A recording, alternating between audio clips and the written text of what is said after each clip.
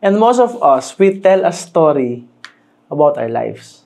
Now, here's the truth. Masakit to, pero kailangan nating harapin. Is we always lie. You lie to yourself.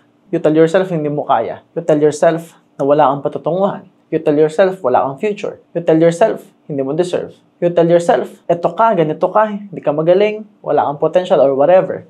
Pero hindi mo yun alam. Hindi ka sure. But if that's the story you tell towards yourself, about yourself, tandaan mo na lahat ng sinasabi pa ulit-ulit araw-araw, kahit kasinungalingan yan, paniniwalaan mo yan. Parang yung ex mo, araw-araw kang sinabihan ng I love you. Di ba naniwala ka naman? O nasa na ngayon?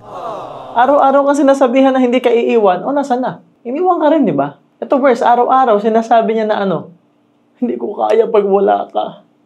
Umamatay ako pag wala ka, hanggang ngayon buhay siya. Di ba?